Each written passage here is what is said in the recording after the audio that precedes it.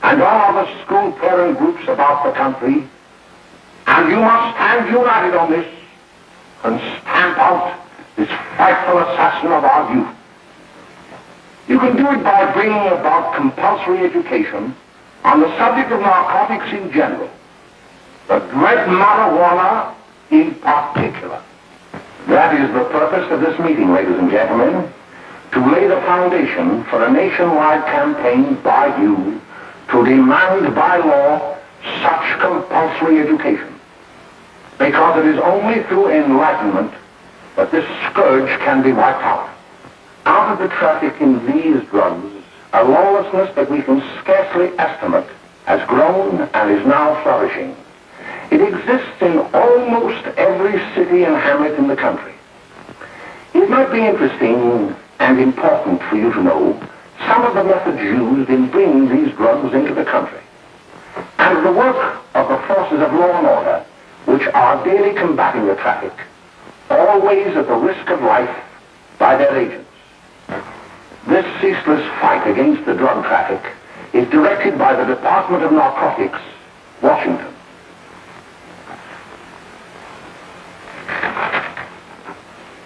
I have received a letter of vital importance from a member of the Narcotics Bureau. I'm going to read this letter to you.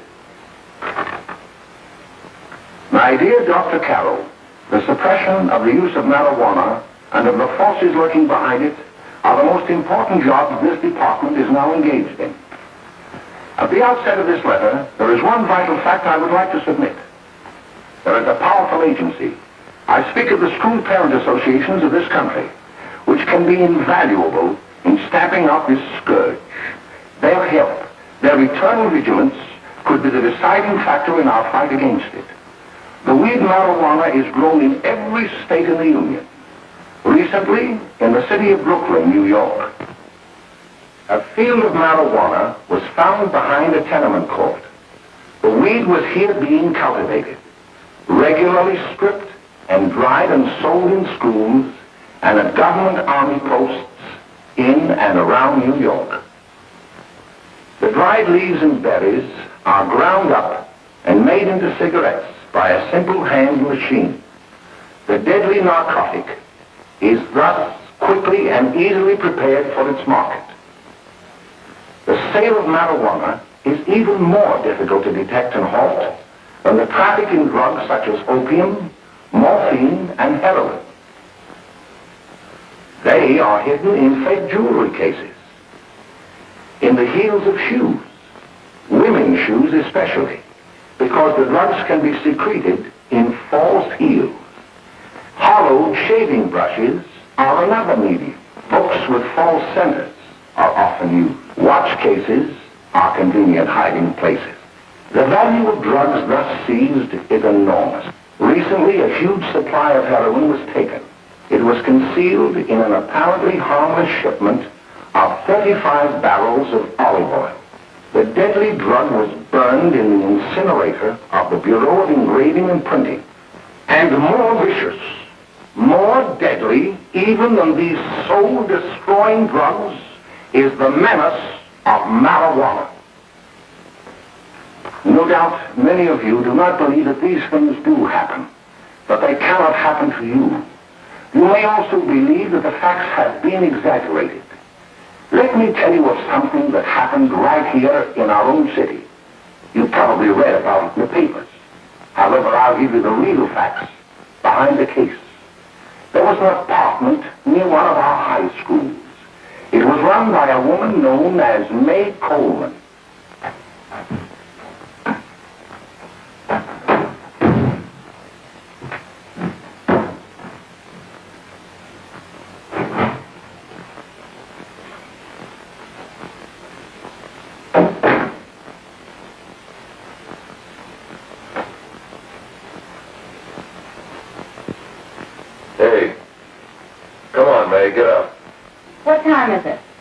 better get up and give this place a going over. Looks like the Marines had landed. Oh, that bunch last night was high enough to take over the Marines and the Navy. You better get on the job. Some of the kids may be up this afternoon. Oh, Jack, we can get along without dragging those young kids up here. Oh, why don't you button up your lip? You're always squawking about something. You got more static than the radio.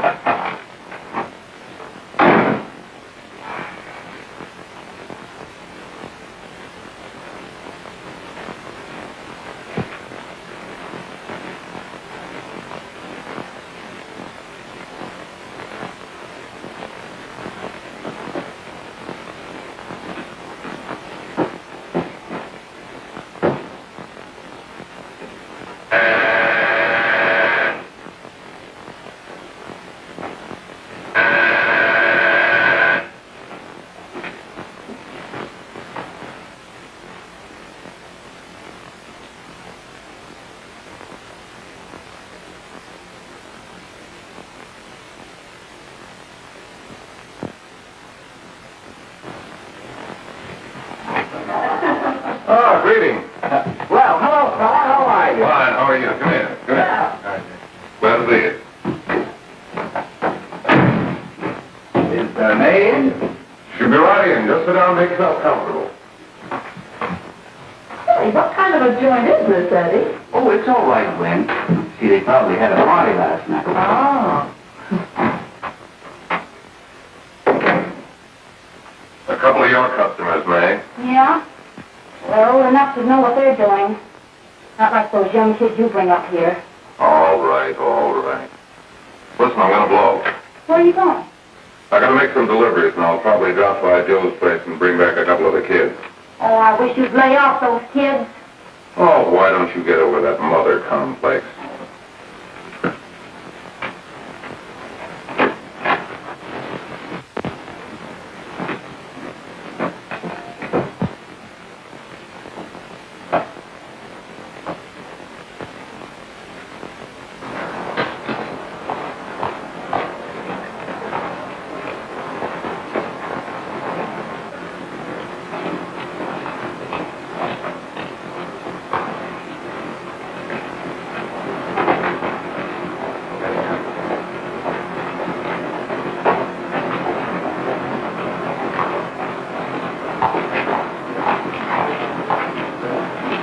Oh, by the way, Ralph, I'm sort of getting a little party Saturday afternoon over at my grandmother's.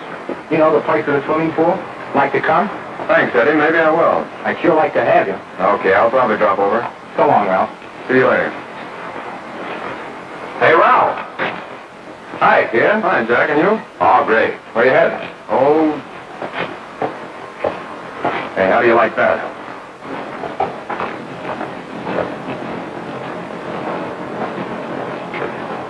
That's the one I was telling you about. Very nice. I don't know why you want to make such a fuss over that Ralph Wally. Oh, he's a swell swimmer. He made the freshman team that year he went to college. Yeah, and that lets him out. My dad knows his family. None of them are any good. Father and mother just got a divorce in Paris. Yeah? You know, Ralph runs around pretty much on his own. He's been in a couple of jams. Well, I only kind of say hello to him. I don't go around with him. Well, you better not. He's a little too old for it. That's what my dad said. Hello, Mary. How are you, Bill? How are you, Ralph? Oh, hello, Ralph. You know my brother Jimmy, don't you? How are you? Well, I'd like you to meet a friend of mine, Jack Perry. Mary, Bill. no. How do you do? Glad to know you. We're going over to Joe's place. Why don't you come along? We have a date to play a set of doubles. Oh, you can play anytime. Come on, we'll have some laughs. Oh, we can't today, Ralph. Some other time. Can I go along with you? Sure. Hey, I'll see you at dinner, sis.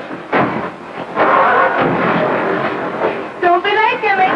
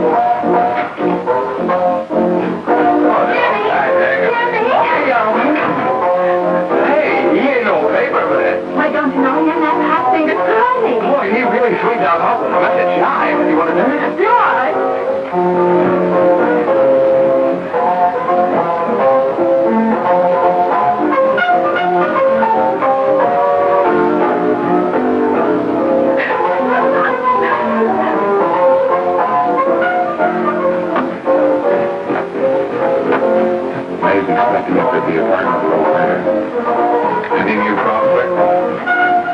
Maybe.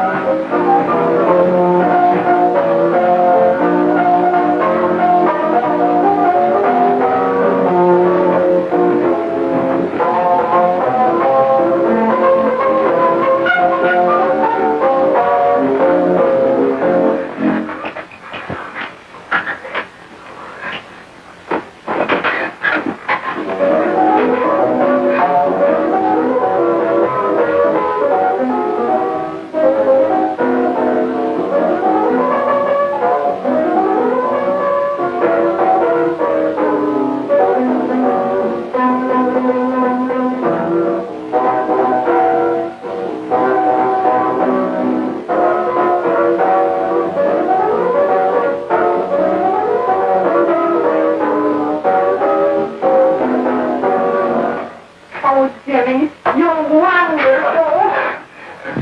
You just finding that out?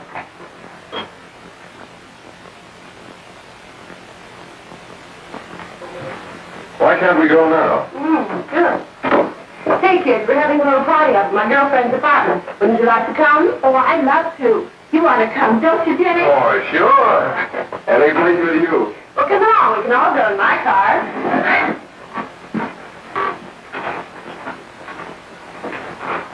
See you later, Joe. Tom.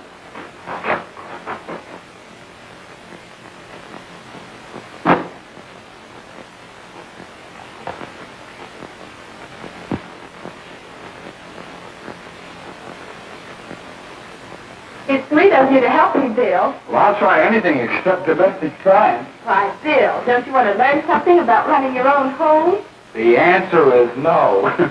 You know, after that session we had yesterday, I went home and told Mother that the trouble with her pot roast gravy was she hadn't added 3 heaping teaspoonfuls of olive oil. What did she say? She didn't say anything. She just threw me out of the kitchen. Oh, I don't wonder. Hello, children. Hello, Mother. Hello, Mrs. Lane. That was sweet of you, Mother. Gosh, hot chocolate. Thanks, Mrs. Lane. I know you can't study on empty stomachs. Now then, enjoy yourself. He will. She will too, Mrs. Lane. May I? Oh, thank you, kind sir. You're so very, very kind. Now, before we do that math, how about reading some of this? It's swell. Romeo and Juliet. Don't you like it? Uh-huh. You know, when I study this, I kind of think of you.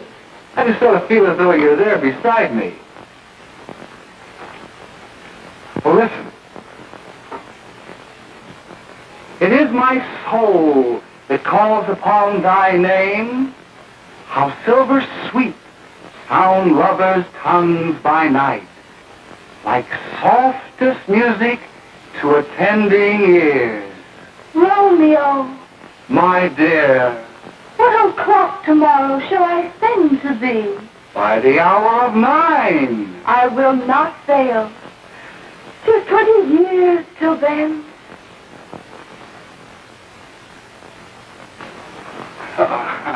Well, I'll see you tonight, Mary.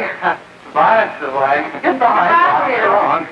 Gotcha. Oh, Oh, I guess I'm all right. Well, bye. Bye. Phil! Hey, Daddy! Oh, Julie. Well, there you are. Hey, Dad, you got anything for me? Well, we should be. Don't bother your father every night. Have you? There you are. What made you so late, Bill? I was getting worried. Oh, I had to study, Ma. He was not. I saw him out walking with his girl. Bill's got a girl. Got a girl. Ma, make him cut it out. Junior, Well, Bill has got a girl. quiet. And put that candy away till after dinner. Henry, you shouldn't have given it to him. Well, he has got a girlfriend and her name is Mary. Yeah, I'll shut you up. Bill, Junior, put that coloring on. Junior! Oh, that's a little down there, all right there, John. There's little Ann. There's little Ann. I didn't mean to be honest, I didn't. Oh, well, what I burned up about is it just didn't say Bill had a swell girl. Gee, it must be love. She'd have to be swell for you to like her. Uh-huh. Sounds like you want something. Come on, what is it? Well, it's my model airplane. It won't work. Gosh, Phil, you could fix it. You can fix anything. Okay, I'll fix it. Dad, read me one, will you? Yeah, here we are.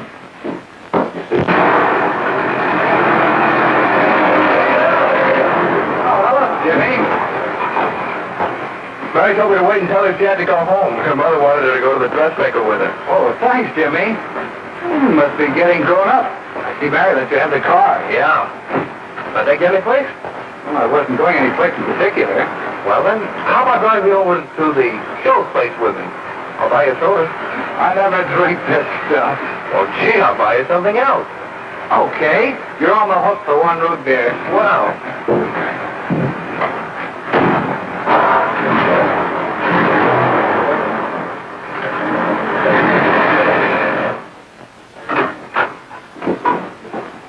Hi, Bill. Hi, Jimmy. Hey, Jimmy.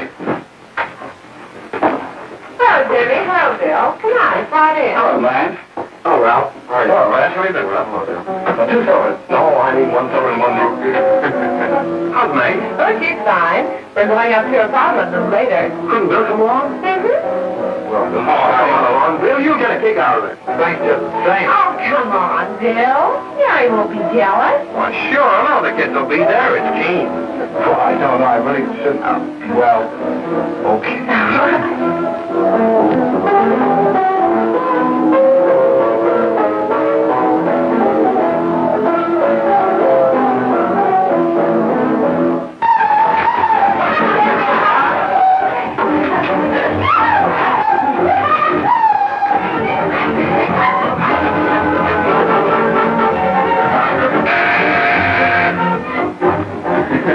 Hi, kid. Hello, Jack. What do you say? Oh, yeah, come on in.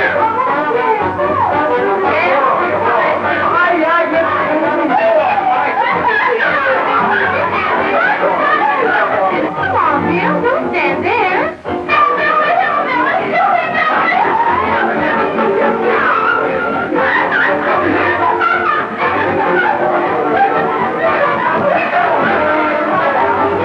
Hi, Meg. This is Bill Harper. He's okay. Well, if you say so, it's all right with me. Besides, hi, kid. How you doing?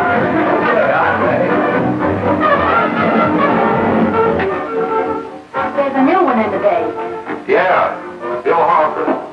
He's all right. Francis got herself quite a yen for her. Not bad. I didn't think you had that much taste. She knows what she's doing. She's got Ralph nuts about her, and now she's got her hooks up for this new kid. Say, we haven't any more smoke. You better run over and get some. Why couldn't you find that out when I was here this morning? I've got my car in the shop. Well, what of it? That kid out there, Jimmy. He's got a car. He'll take you. Come on, get going. Hurry up.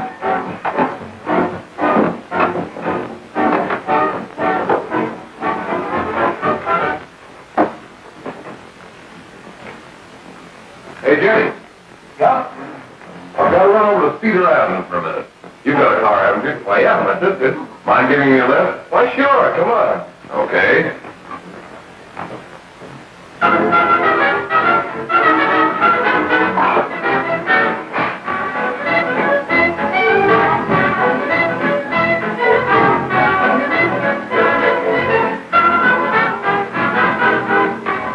No, thank you.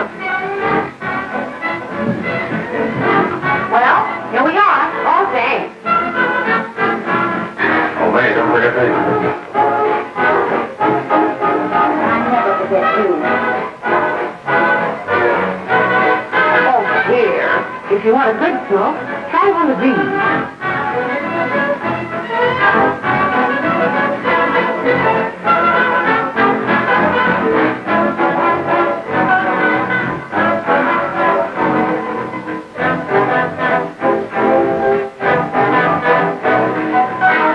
I thought you were first. Of course, if you're afraid.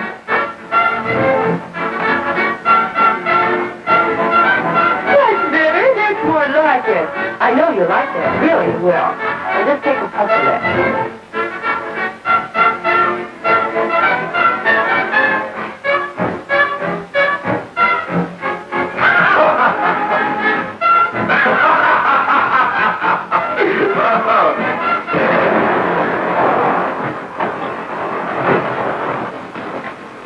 Just be a minute, kid. Hey, Jack, give me a cigarette before you go, will you?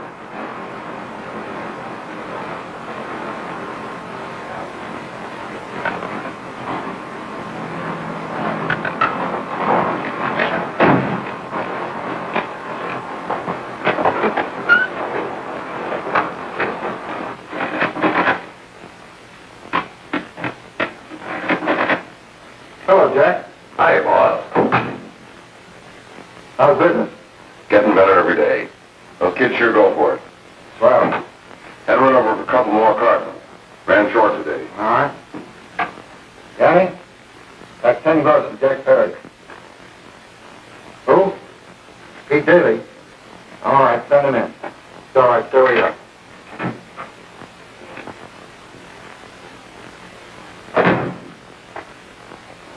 I want to talk to you. All right, go ahead. Jack's okay. What's the beef?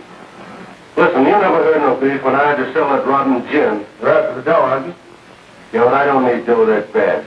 Taking two-bit pieces from kids. There are millions of two-bit pieces just begging to be taken. Don't be a dope. I'm just dope enough to draw the line selling off to kids. All right, Pete. You know what my policy has always been. If the boys are not satisfied, I'm always glad to have them retire. Retire permanently. So long.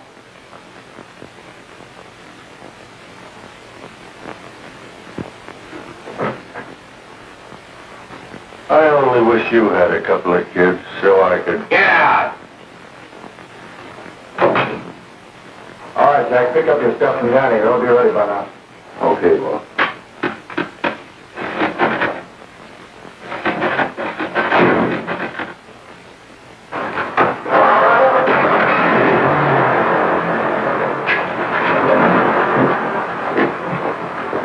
Let's go, Jack. I'm red hot.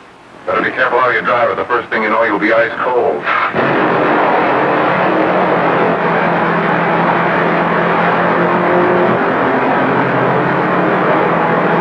Take it easy, kid. Go around, you'll kill somebody.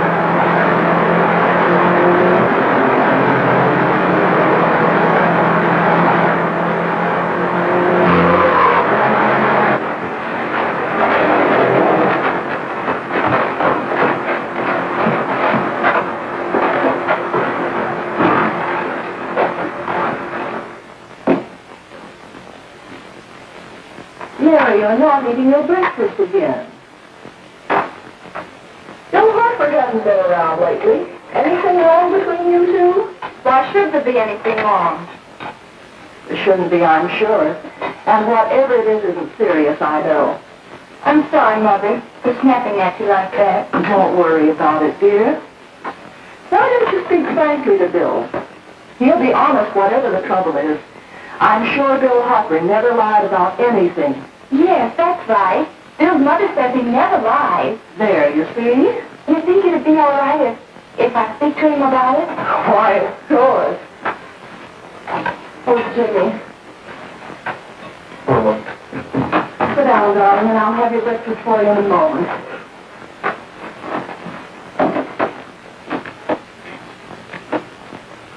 Jimmy, What have I got to worry about? why don't you tell me? Oh, for Pete's sake, don't start to cross-examine me, will you? I'm all right. Jimmy! Don't let Mother see you like that.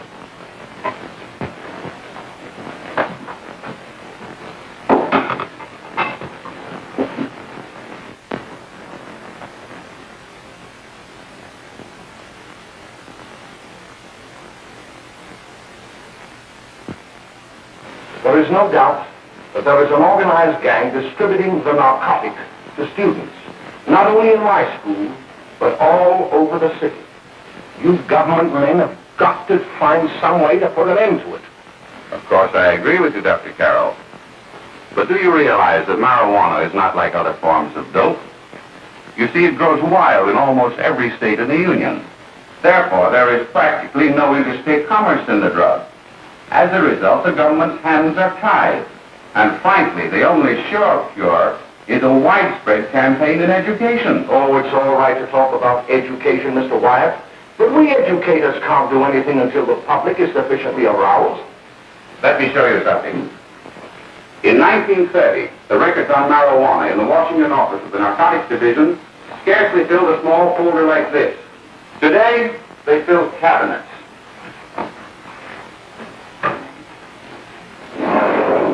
All these devoted to marijuana records. Here is an example. A 16-year-old lad apprehended in the act of staging a holdup. 16 years old and a marijuana addict. Here is a most tragic case. Yes, I remember. Just a young boy. Under the influence of the drug, he killed his entire family with an axe. Then there is the most vicious type of case.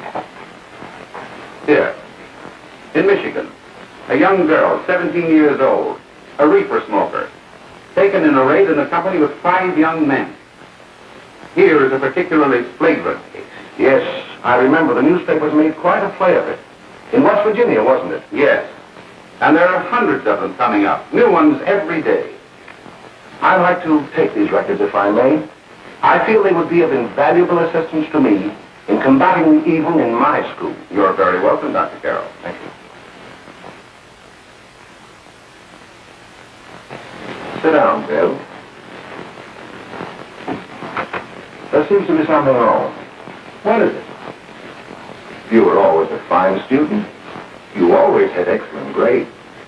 Well, I guess the work is getting a little harder, Dr. Carroll. No, it isn't that. Bill, I'd like to help you. But of course I can't unless you let me. You're undermining your health. Well, there's nothing, Dr. Carroll, really there isn't. I'll study harder, honest. Honest? If you were being honest with me and honest with yourself, I'm afraid you'd tell me an entirely different story. Bill, I'm going to ask you a straightforward question. And I'd like to have a straightforward answer. Yes, sir. Isn't it true that you have, perhaps unwillingly, acquired a certain harmful habit through association with certain undesirable people?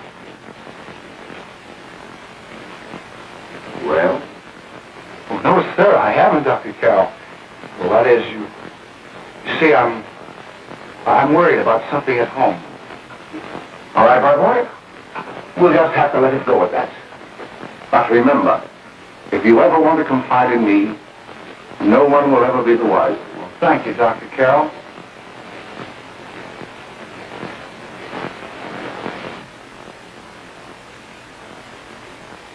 Hello, Mary. You want to play a set? Thanks, Teddy, but I'm waiting for someone. Well, if you're waiting for Bill, he hasn't been here for weeks.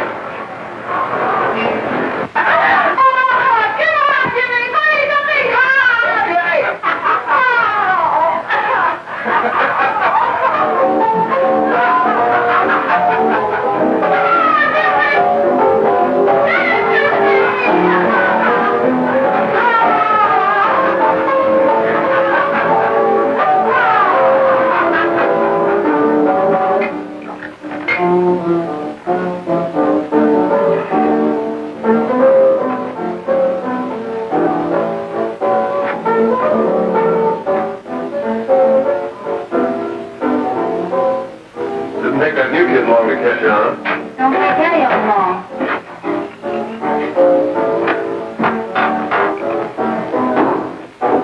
Hey, don't you ever get fed?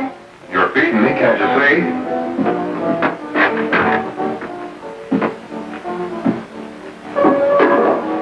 Give me that with a fork, will you? Get it yourself.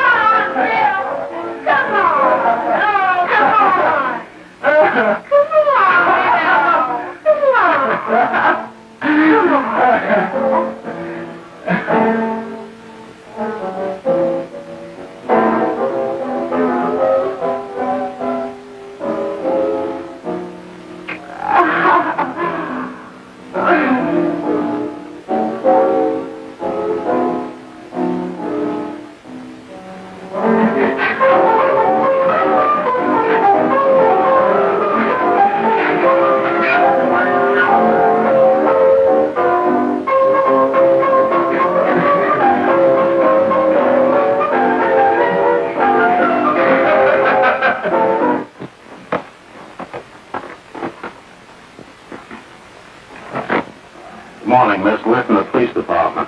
Good morning. We're tracing a hit-and-run driver. Someone caught the license number at the place of the accident but didn't get it quite right.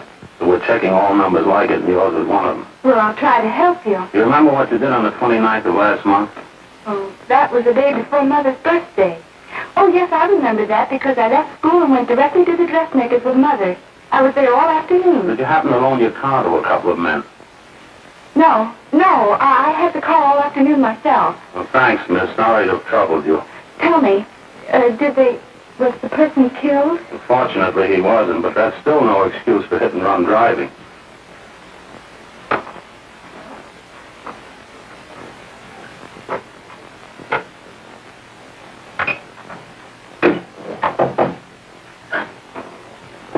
Has Jimmy Lang been here today?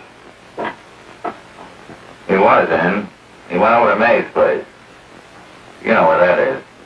Well, he was going to wait for me here, so he didn't give me May's address. Are you sure Jimmy didn't leave any message for me? Mary?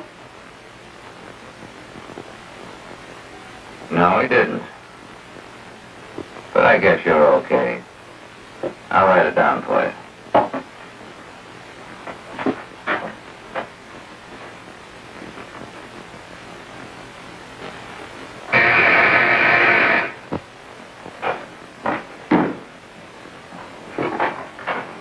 Mary, come right in. Is Jimmy here? Oh, why, he's around somewhere. I think he went out to take Agnes home. But he'll be right back. Come in and sit down, Mary. And let me take your coat. Who's the new kid just came in?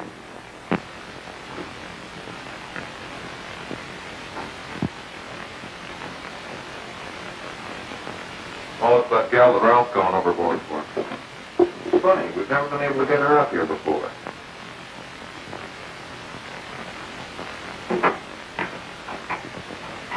Hey, scrambling yet?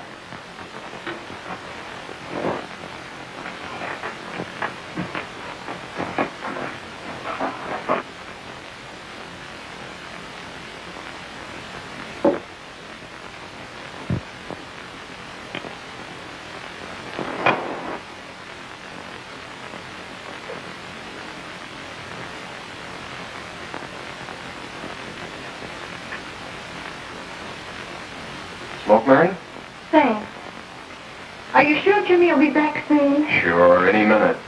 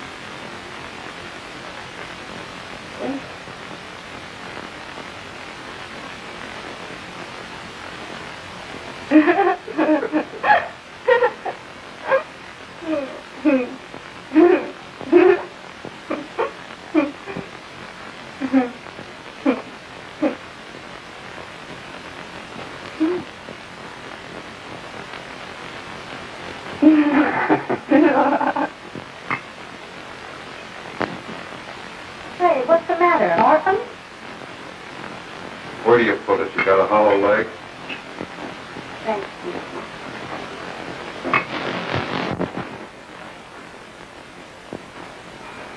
How do you feel, Mary?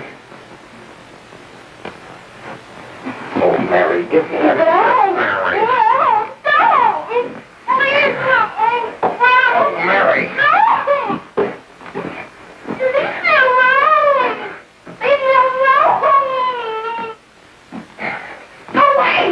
Mary, get right out.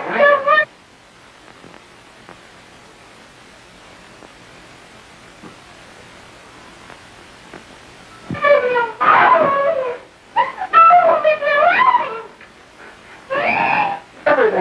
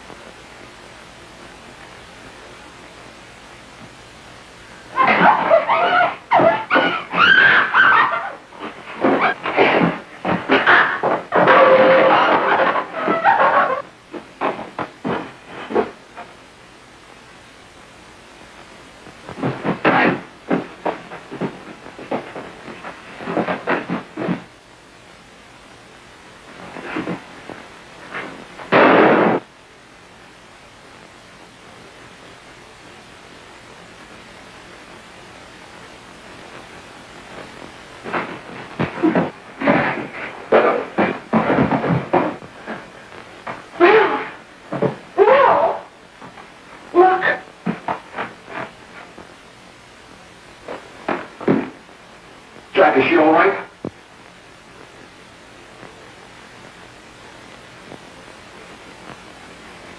She's dead. May, get me some water. Now listen, you two. Why don't you get out of here? Get out of here and forget you're ever in here today. I'll handle this. I'll get going.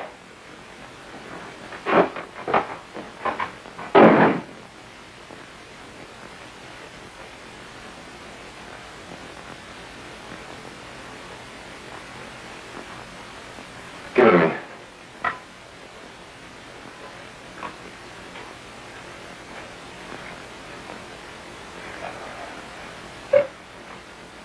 Here.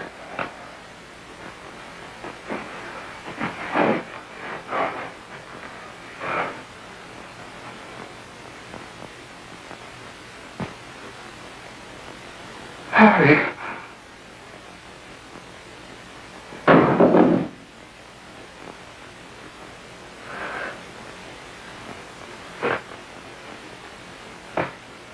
Mary.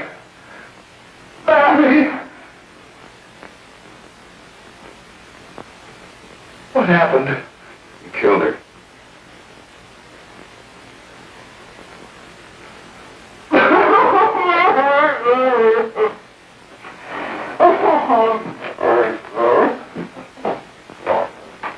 Look. After I sprang, you called the cops. And this is your story. Remember it. These two kids came up here for a couple of beers. You're out in the kitchen, you heard the shot. When you got in here, that's what you found. Just stick to that story. Mary. Mary, speak to me. Mary.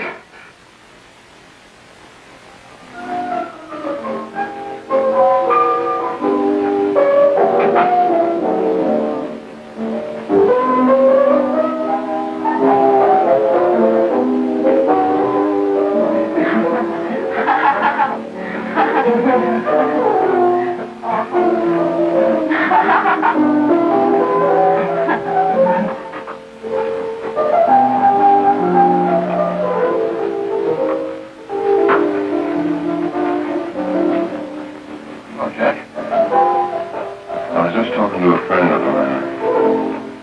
A cop. Sergeant on the homicide squad.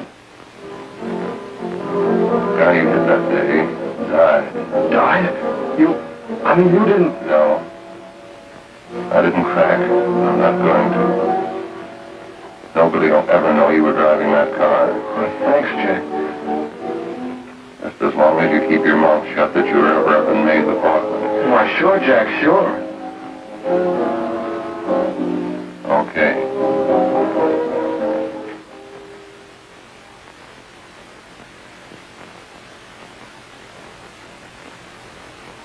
Your Honor, I'd like to recall Dr. Alfred Carroll to the stand. Call Dr. Alfred Carroll to the stand.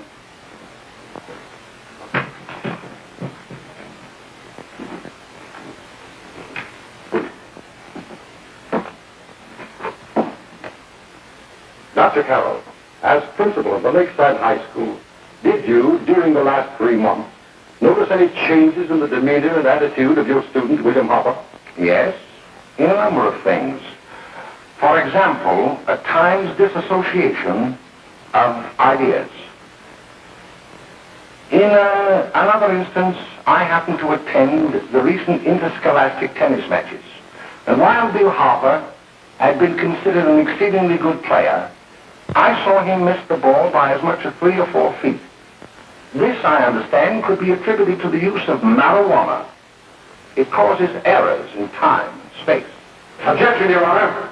The witness has been qualified to express opinions upon the effect of narcotics. Sustained.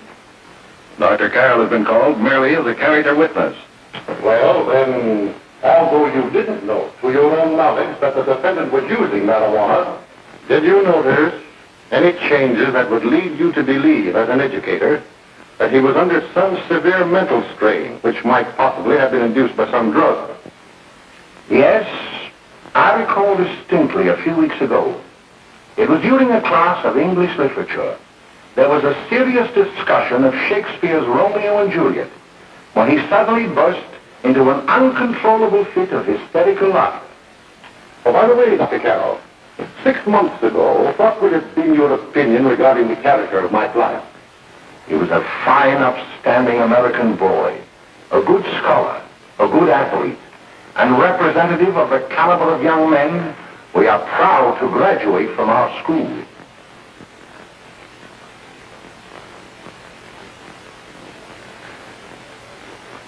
Oh, snap out of him, will you? It's not our fault. Why'd I ever bring him up there anyway? He's just a kid. I can't hang him. Shut up, shut up! Why don't you let yourself go? Talk. Go off there nuts and have me that way, too. It was his own fault, wasn't it? Shut up! They've got us hidden now, haven't they? The cops can't find us. Jack, I want to get out of this place. You're going to stay here as long as we have to keep those two out there undercover. Until the trial's over. Or the boss gets a better idea. But they're getting on my nerves. It can't last much longer. Not worried about her. We got to keep him gagged. Oh, he's about ready to crack. What you got to do is keep him from having too many reefers. Any day now, that punk will get hot. He'll probably spill until Allie knows if he gets a chance.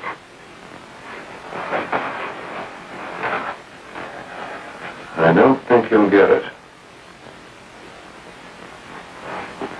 I'll see you later. Where are you going? I'll see the boss.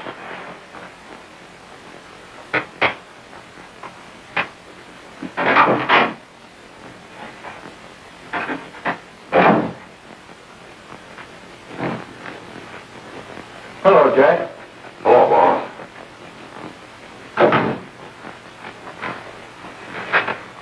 What are we going to do about that Wiley guy? Still jittery, huh? I don't know what the punk's going to do. Keep feeding him those hot sticks. That's what May's been doing. That's no good. I got a hunch that he's due to crack when that Harper verdict comes in. He's on the tee. He's liable to take a powder on us and blow us top into the DA. You mean you think we'd all be better off if he never heard the verdict? Well, what are you waiting for?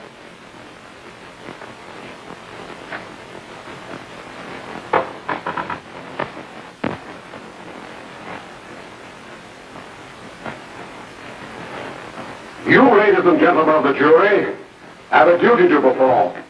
A duty to yourselves and to our community. Mary Lane is dead.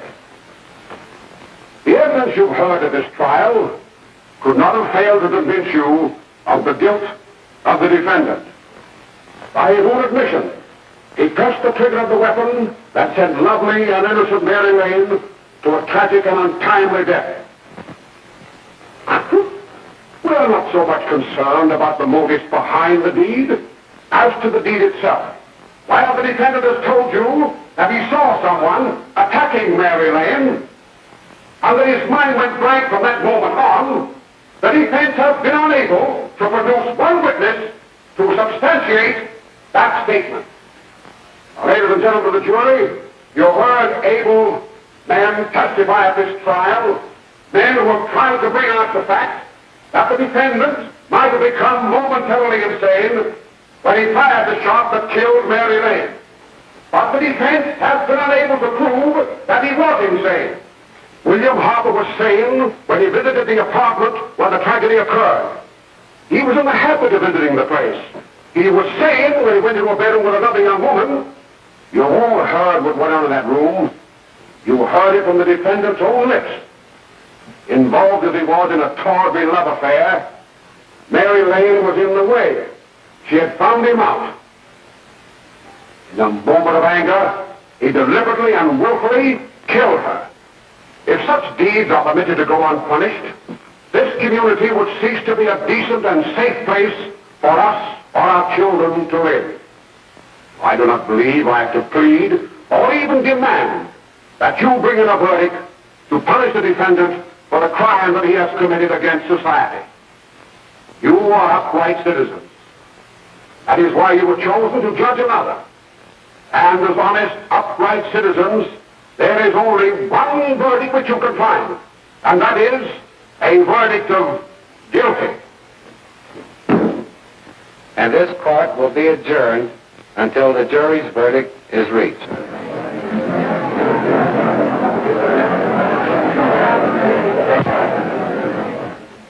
I suppose you all feel the same about this case.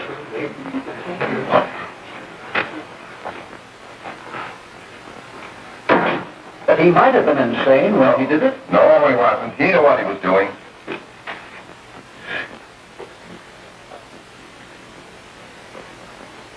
But supposing he was insane? You can never make me believe it nor anybody else. We'll take a first vote.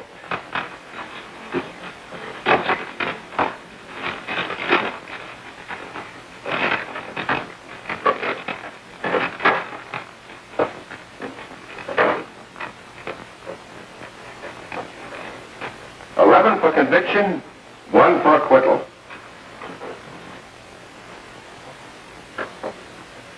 But there's a reasonable doubt about the boy's sanity. We can't. No doubt about the fact that he murdered her. He admitted it himself. That wasn't the first time he was there.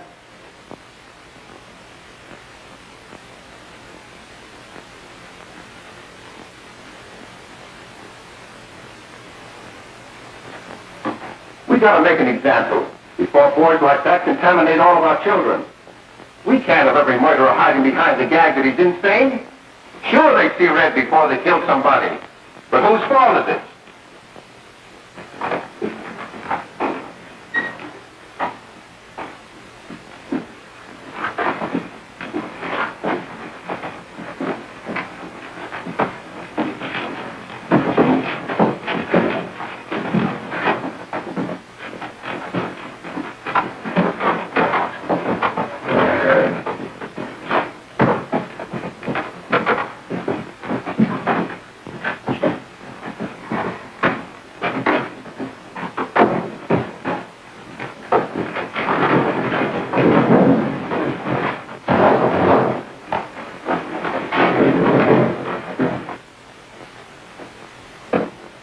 Have you reached a verdict? We have. The defendant will rise. What is your verdict? We find the defendant guilty as charged.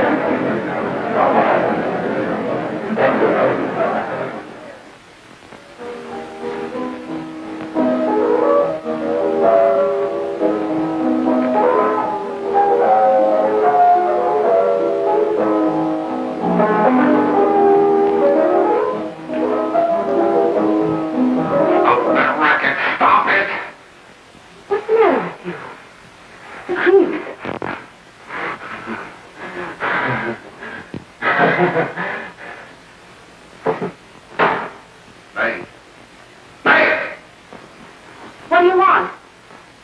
Bring me some reefers.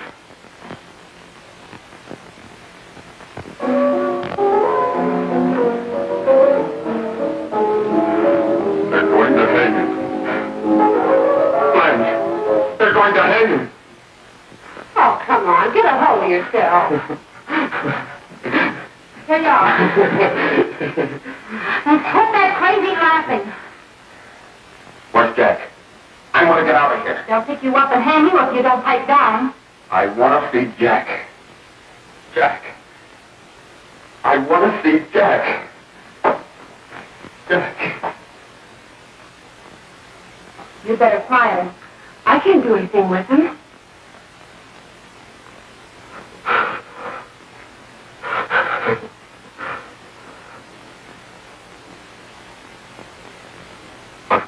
Jack.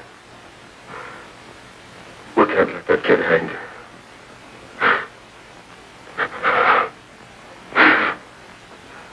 He'll be here. Don't worry, he'll be here in a little while. I've got to see him. You've got to see him.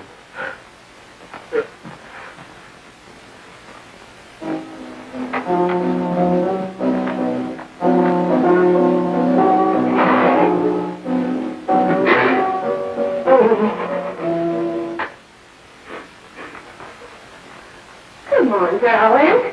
Everything will be over soon. You want me to play something for you? Yeah, that's it. Play something. All right. Come on.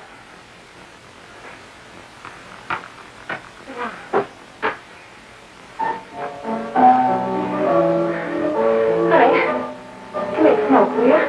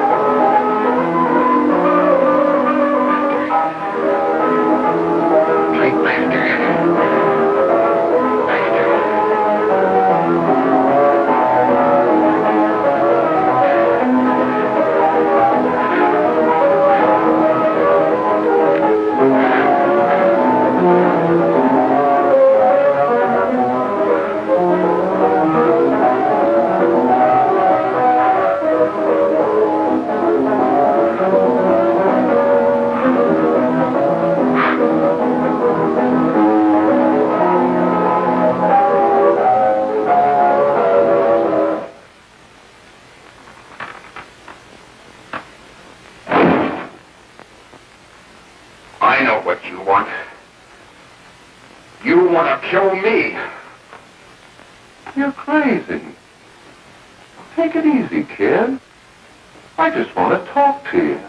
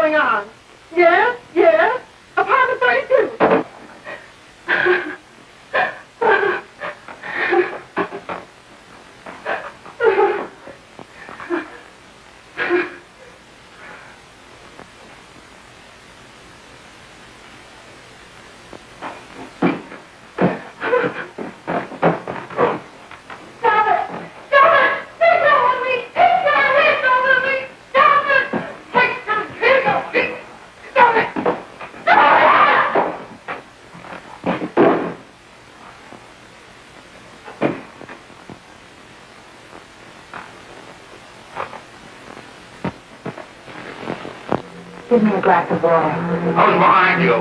No, no, no. You'll hang if you don't talk. No. Who hired you and Jack? Hurry.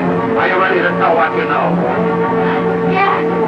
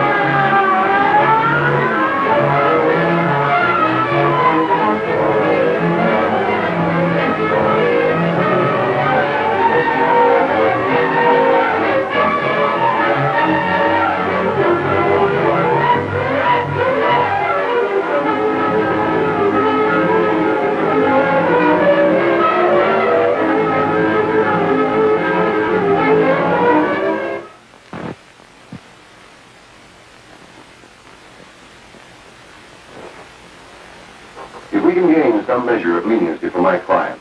She is prepared to enter a plea of guilty and, in addition, turn the state's evidence in the case of William Harper. I regret that this court is not prepared to bargain with justice. I'll tell anyway. I was there. I saw it. I know who killed Mary. And I'll tell you who killed Mary Lane.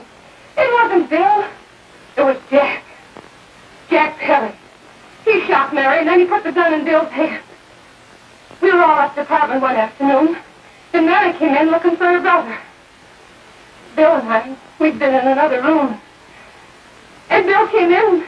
He caught Ralph with Mary and they started to fight. But it was Jack who had the gun. He was going to hit Bill over the head with it to make him stop. And then the gun went off. I saw it. I can see it now. It was horrible. And before he knew it, Mary was dead. But you see, Judge, Bill didn't know he hadn't killed Mary. He was so doped up, they made him think he had. Ralph wanted to tell you, too. Oh, if they'd only let him. But this is the truth, Judge. I'm telling you the truth. After Jack saw the Mary was dead, he put the gun in Bill's hand. It was Jack's fault. And it was my fault, too. I got all of them to come up to the apartment. I'm just as much to blame. I am. Do I understand you wish to plead guilty to a charge of fostering moral delinquency in the case of William Harper? Yes, I'm guilty. I am. Prepare a statement for signature, and also an order setting aside the jury's verdict in the case of the people versus William Harper. In the interests of justice, I shall direct a verdict of not guilty.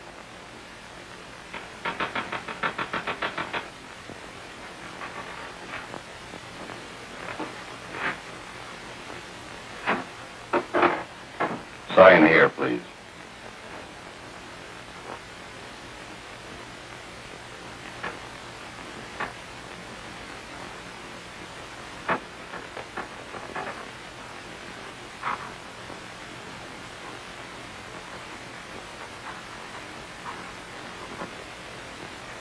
You shall be brought into court on Thursday, the 17th, when sentence will be pronounced. Meanwhile, you will be held as a material witness in the case of the people versus Ralph Wiley.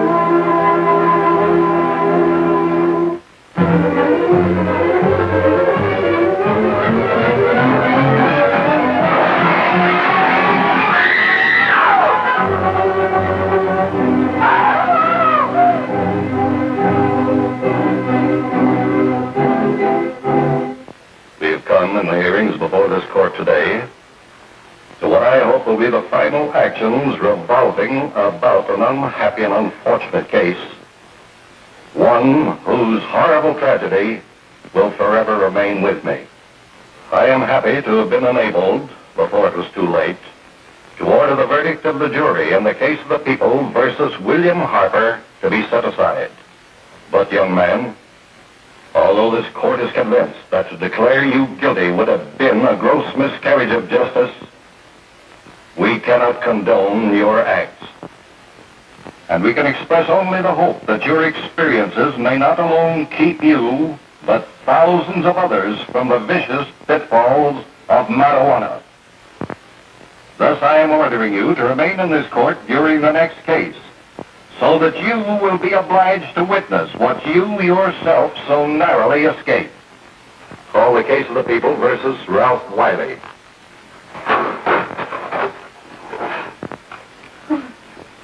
Bill.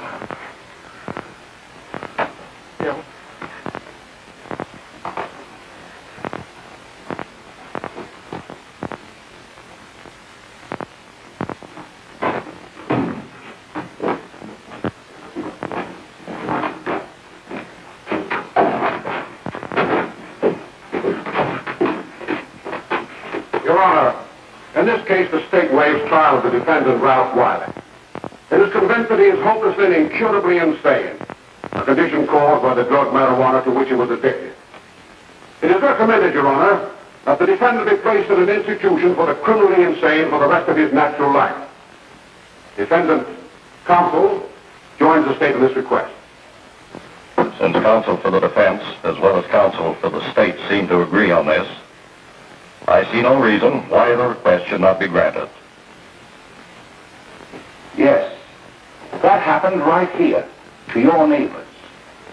It is not too much to say that in your hands lies the possibility of averting other tragedies like it. We must work untiringly so that our children are obliged to learn the truth, because it is only through knowledge that we can safely protect them.